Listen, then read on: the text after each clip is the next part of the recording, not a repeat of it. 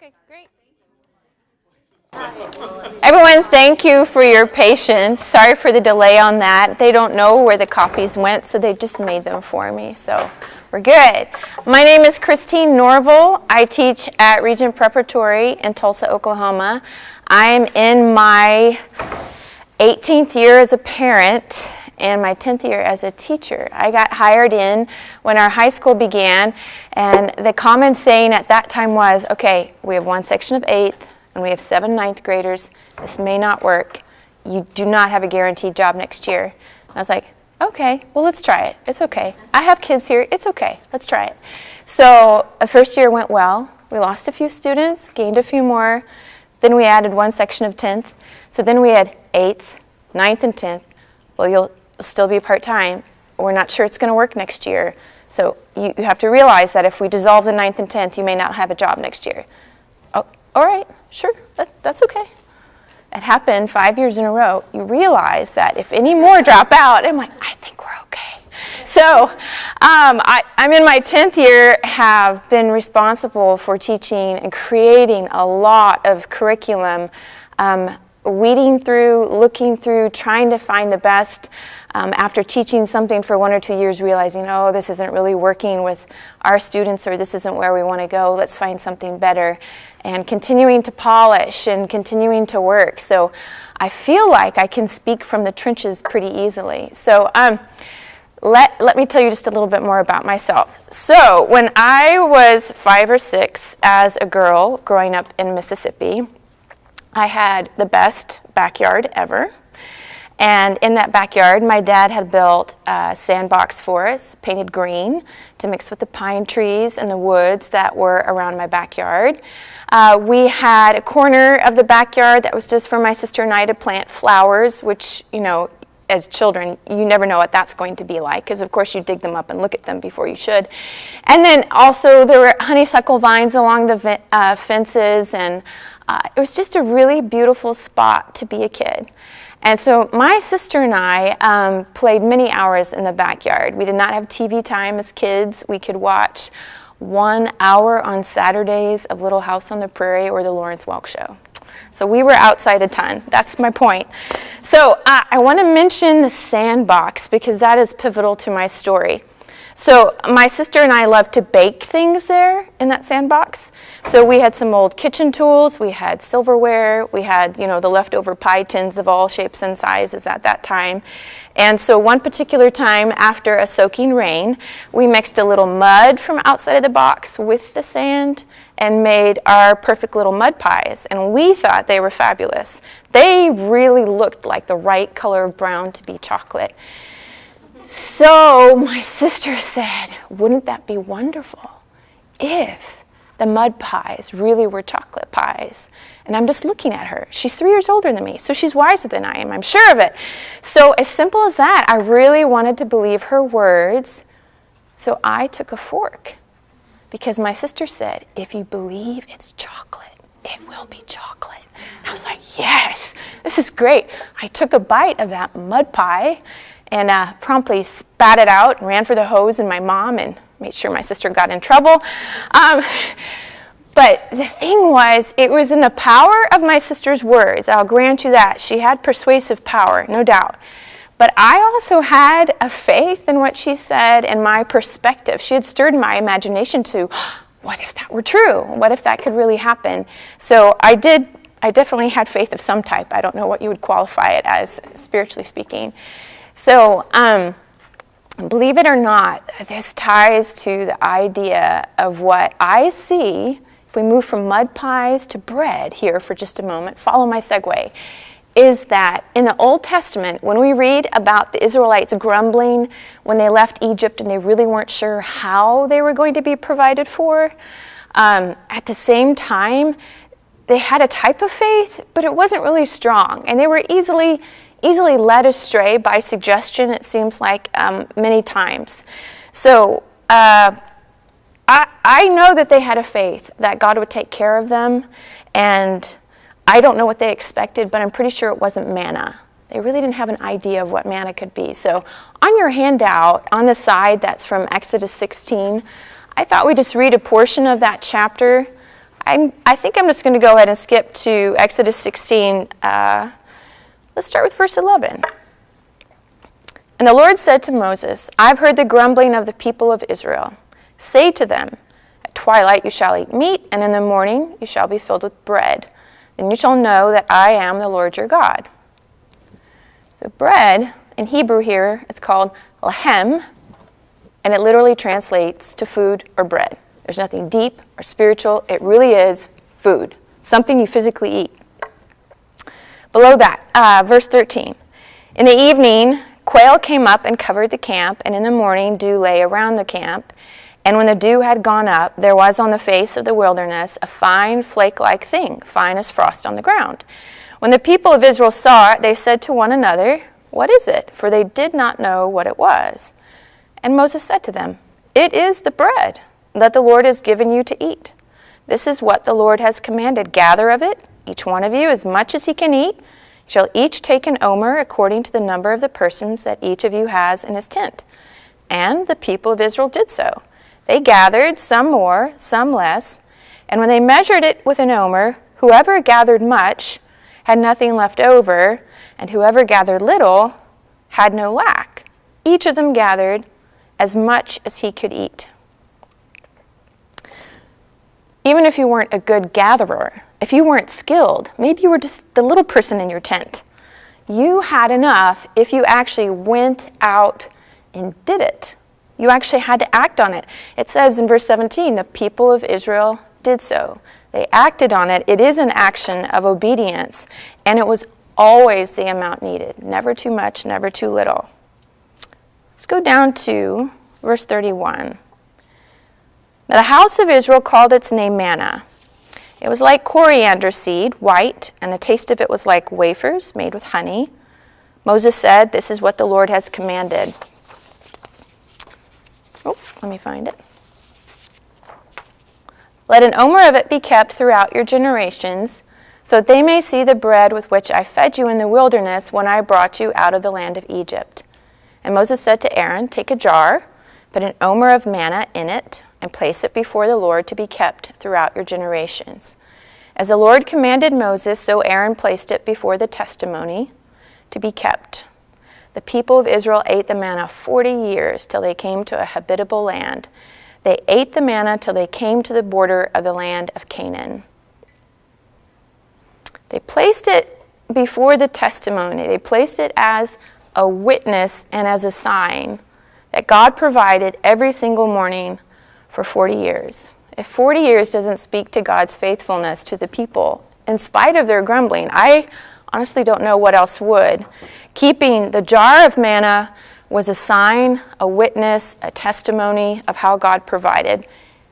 It was not a large quantity, just one omer. That was the daily portion for each person in your tent.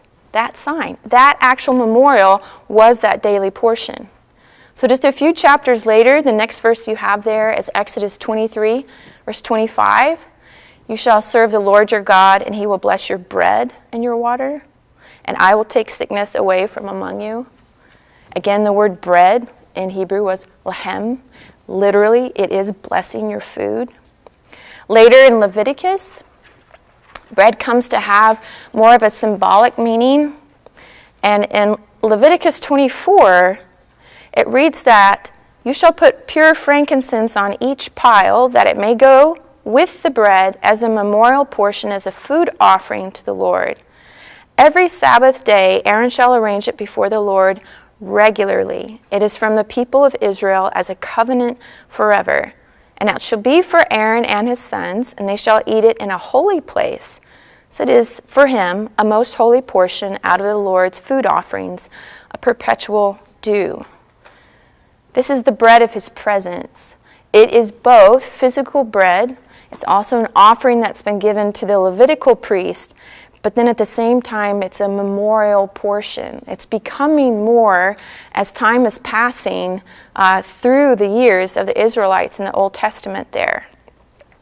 So if we transition to what I want to focus on today, into Christ's words in Matthew 6, the amazing thing is that Christ really served as this bridge between the Old and New Testament. Most people would agree with that picture. But it's also the idea that he is the bread of life. He is the fulfilled manna. He is that complete, perfect picture. He is that jar, that one portion of Omer that's in the Ark of the Covenant. It's no longer a wilderness, but he brings a completion to us. So when he teaches us and includes himself in Matthew 6. It's such a precious picture of his care for us. So I'm not going to teach on the whole prayer, just that one line. I think there's so much in it. It's true that Christ begins because he's telling his disciples, and I know you all know this, when he says, "Our Father in heaven," he's actually saying, "My Father in heaven, hallowed be your name, your kingdom come on earth as it is in heaven.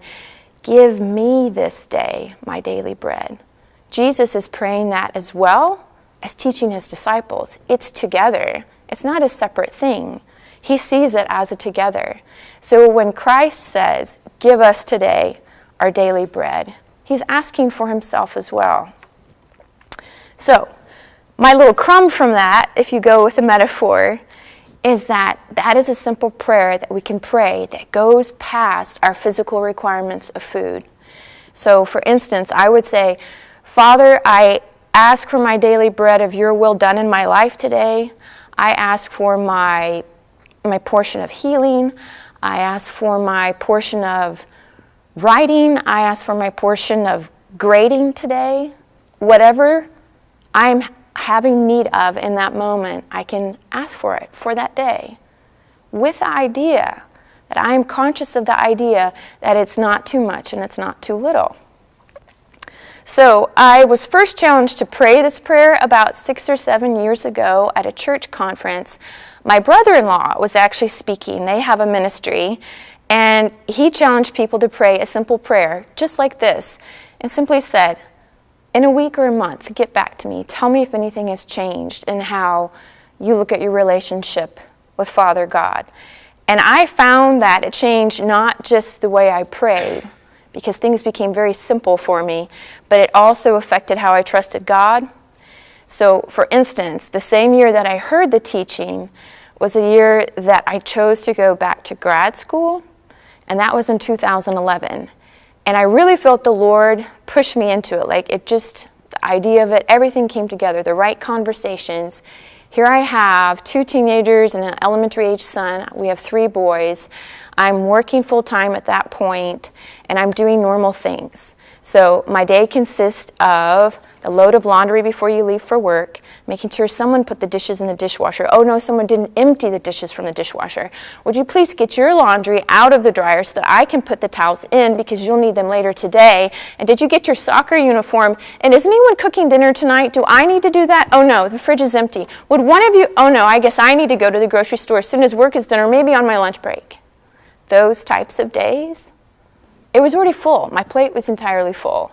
And so I started grad school, and I was so excited. It was a new thing. I'm like, I think I can do this. I'm not sure I can do this. Let's try it. So the first 4 weeks of reading 100 to 150 pages of homework, an essay due every Friday, then an online discussion every other week. Oh, there's a research paper at the end of the semester, but don't worry about that. First month, I was fine. I was like, I think I can do it. I might be able to juggle all the balls. This might just work. But about the 5th and the 6th and the 7th week, my stress was showing. I was sort of breaking apart at the seams kind of thing where the mom just burst out for no apparent reason at just the random things. Why did you eat the last box of raisins? Did you not know I wanted to It's just random, right? Your stress just shows in the just awkward areas. And I had heard this message, and I decided to do something with it. It hadn't become part of my devotional life yet, but one particular night, because I usually worked in the evenings on my reading homework when I could, I sat down at my desk, and before I started reading, I was just like, oh my goodness, I don't know if I'm going to understand any of it, but Lord, I ask for my daily bread of understanding this stuff. I ask for my daily bread of knowledge, help my brain connect this. Lord, just give me my portion of what I need right now.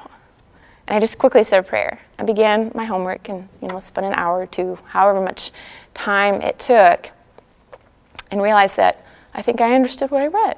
Okay, that's one day down. Okay, let's try it the next night.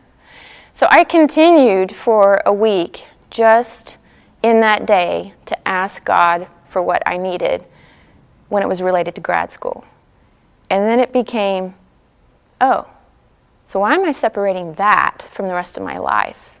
So when I'm on campus at 7:30 and getting ready to go outside on the carpool line and escorting children out of cars and such, why don't I pray before that portion of my day even starts?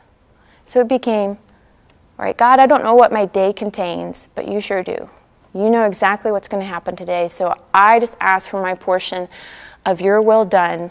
I know I'm going to need to grade, I need to prepare, I need to write plans, I need to make phone calls. God, I just ask for my daily bread, just what I need, and I just trust you that you have enough for each part of my day that's coming. Shortest prayers, 20 seconds, that's all it was. But there was something in the act of it that began over a period of weeks in that first semester of grad school that changed my relationship with God. Because for some reason, that simple act, that same action of obedience that the Israelites followed, going out every morning, collecting what was the dew on the ground, it was the same act of obedience for me. And what's amazing about that is the pressure, the burden that I felt to juggle so much wasn't something I was so conscious of anymore. I wasn't thinking about that because I would say a quick prayer.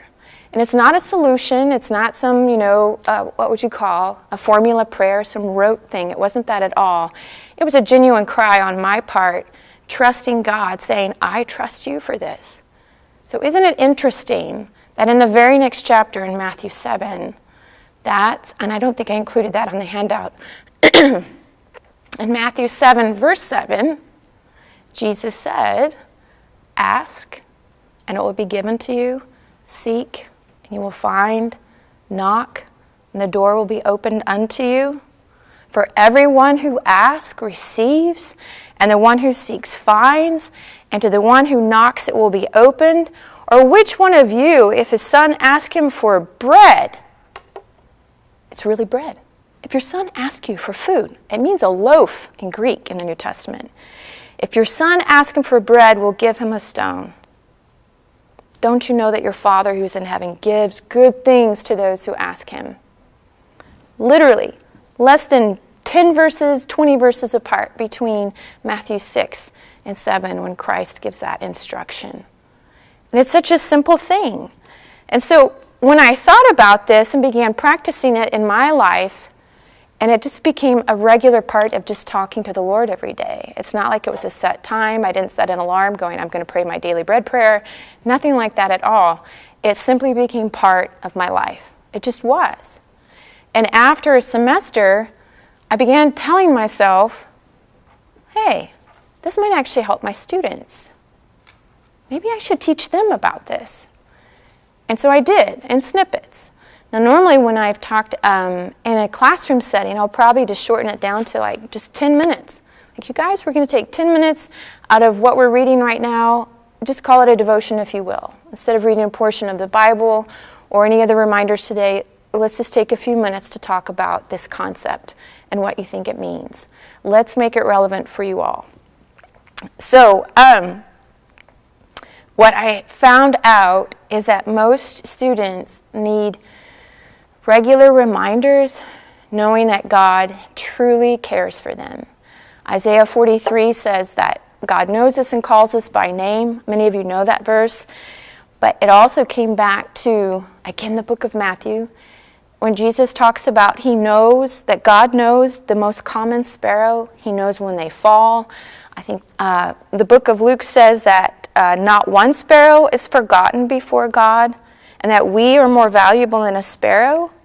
God clothes the lilies of the fields. We have no need to be anxious. He provides for every need. And when I would reassure my students, God knows you. He cares about every little thing. Don't think spiritual life. Don't think this is just for a church thing.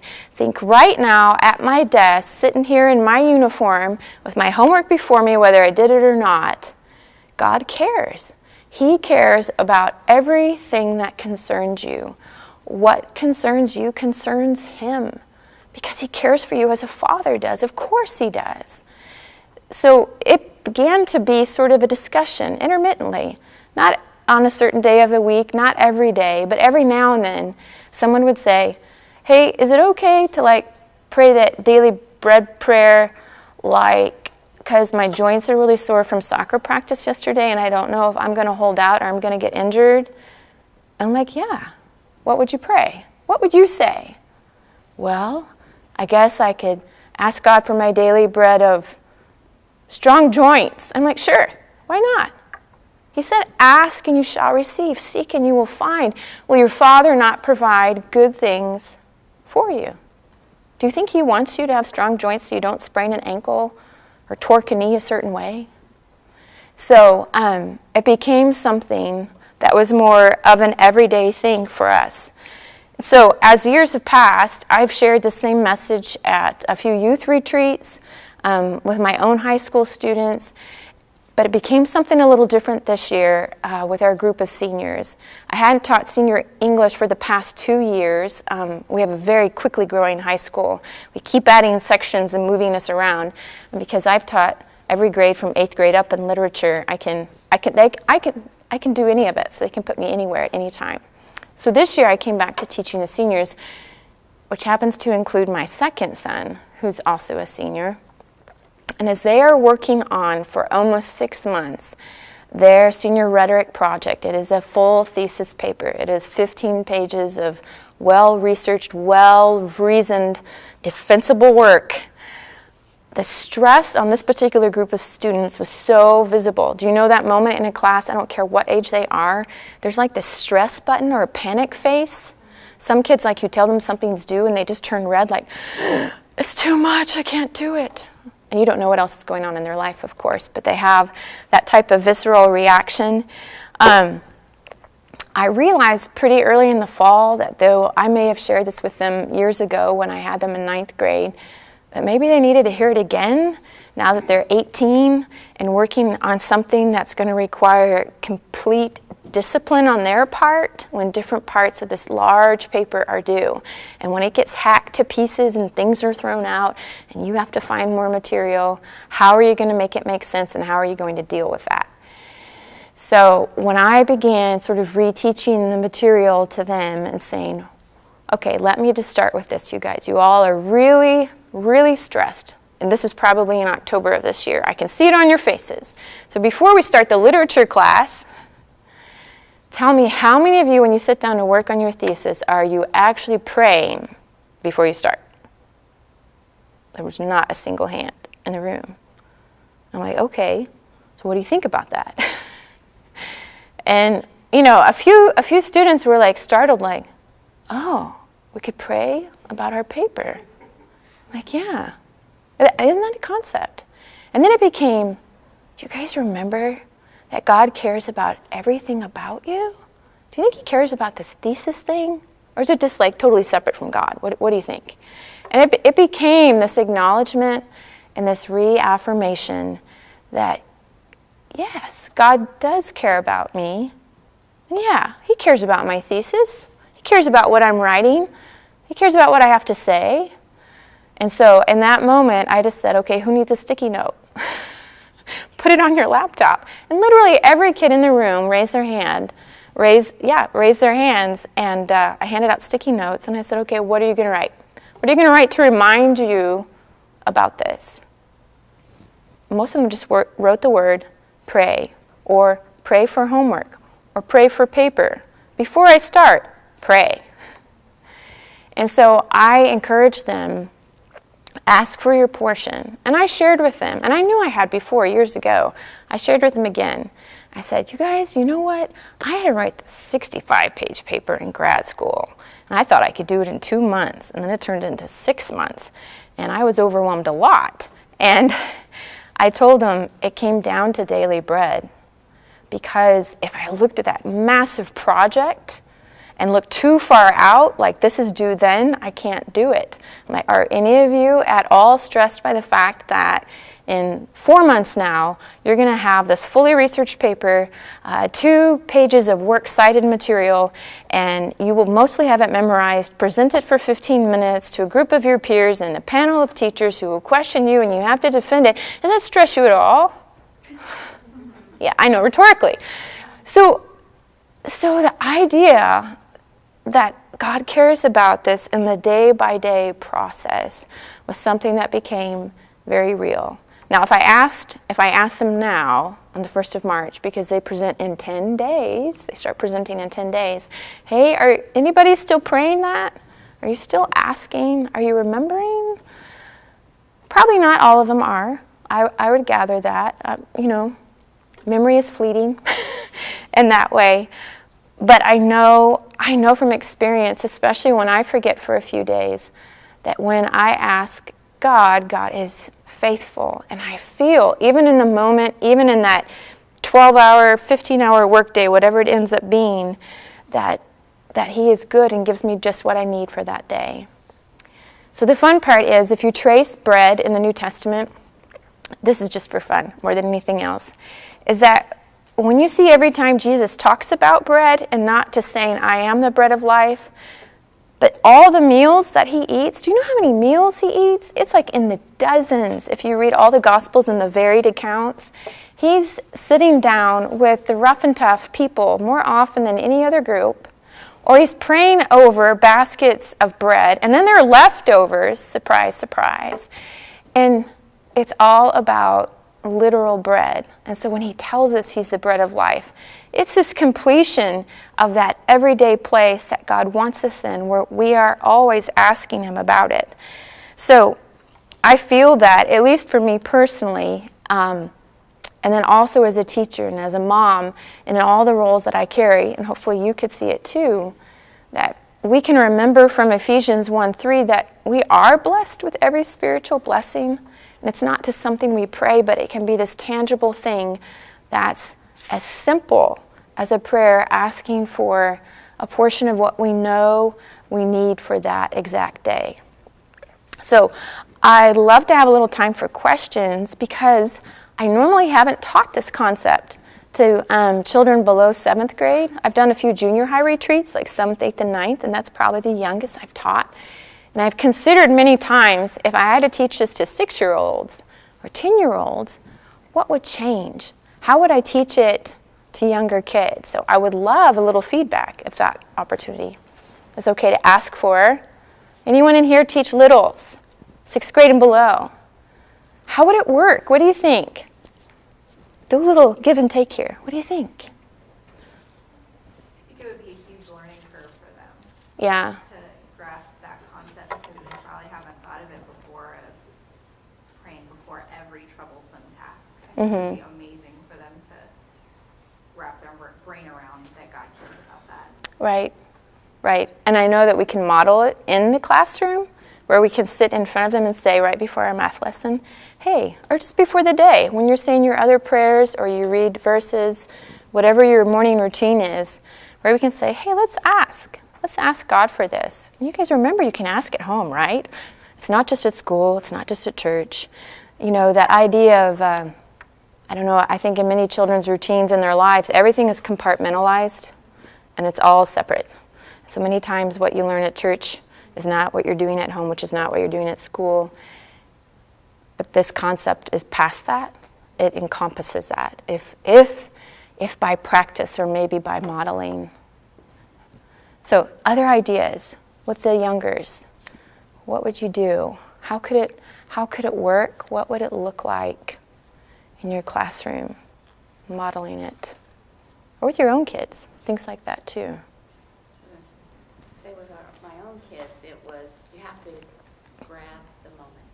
You have to remember the moment, grab the moment, which became my bread prayer of God opening my eyes to remember those moments to take, because they are very much in the moment when they're young. That's true. It's not a scripted thing. Yeah. It happens when you have need, when you are conscious of. And then helping them recognize that they have a need. Right. Right, that we can pray.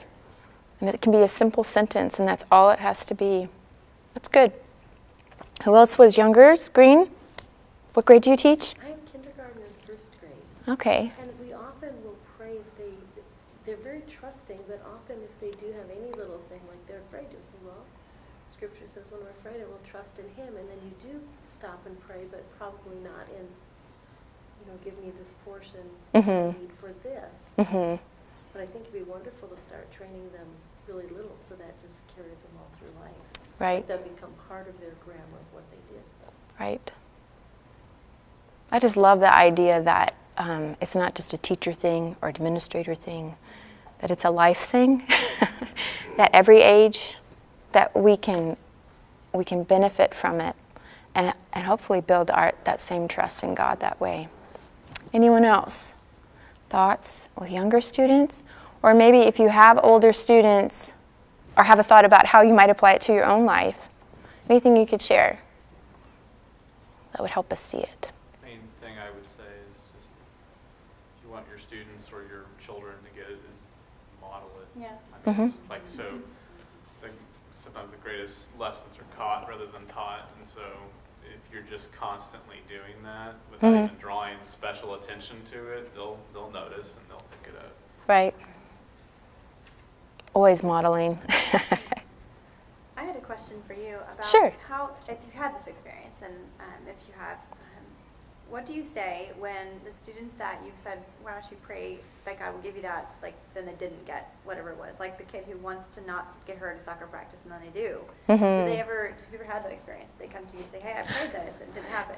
That's a really good question. Not yet. I'm sure that is entirely possible in the world of reality. Yeah, what if they pray that and then something did happen? That's true. Yeah, that's a good scenario. I don't have an easy answer for that. Yeah, I don't think there is an easy answer. God knows that for your good, that wasn't the way to answer your prayer. Yeah. That's a thought. Anybody else? Reflections, application. Trust. Do you think it changed anything other than your heart and your perspective?